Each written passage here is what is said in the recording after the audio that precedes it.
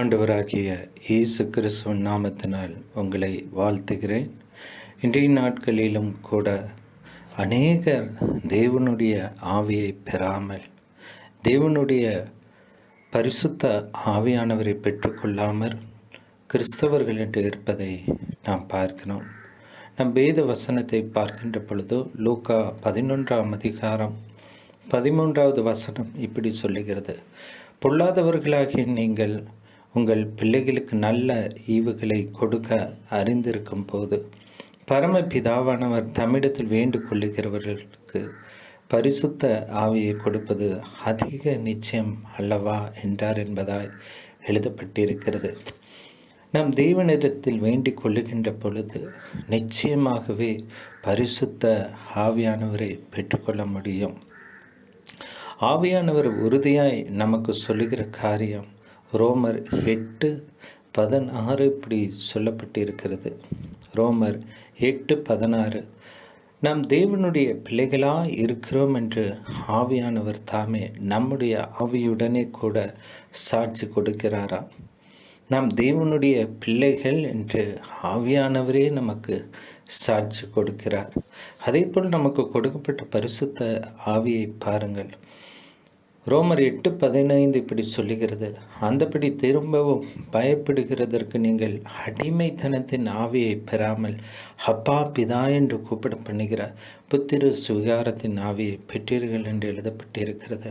ஆம், நாம் பெற்றிருக்கிற ஆவியை பார்த்தால் அப்பா பிதாவே என்று நம்முடைய தந்தையை கூப்பிடுகிறது போல அப்படிப்பட்ட ஆவியை நாம் பெற்றிருக்கிறோமாம்.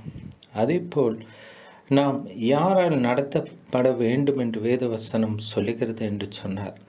ரோமர் 8:14 நாம் பார்க்கின்ற பொழுதும், மேலும் எவர்கள் தேவனுடைய ஆவியினால் நடத்தப்படுகிறார்களோ அவர்கள் தேவனுடைய புத்திரராக இருக்கிறார்கள்.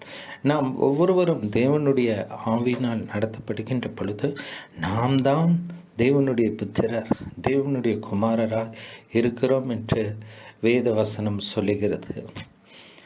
அந்தபடி அவருடைய ஆவியை பெறாவிட்டால் என்ன என்று நாம் பார்க்கின்ற பொழுது ரோமர் 8:9 இப்படி சொல்லுகிறது: தேவனுடைய ஆவி உங்களில் வாசமாக இருந்தால் நீங்கள் மாம்சத்துக்குட்பட்டவர்களாய் இராமல் ஆவிக்குட்பட்டவர்களாய் இருப்பீர்கள்.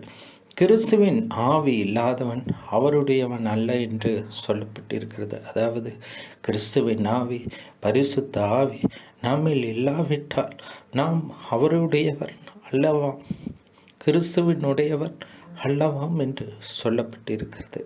தேவனுடைய பிள்ளைகள் என்று வாக்குரைத்து கொடுக்கப்பட்ட பரிசுத்த ஆவியை இன்னும் நாம் பெறாமல் இருந்தால் உண்மையிலே பரிதபிக்கப்படுகிறவர்கள் நாம் தான்.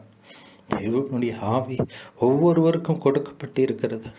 ஒவ்வொருவரும் பரிசுத்த ஆவியின் நிறைவை பெற வேண்டும். பரிசுத்த ஆவியின் நிறைவை பெறாவிட்டால் நாம் பரலோகம் செல்வதென்பது ஒரு கனவாக முடிந்து போகும்.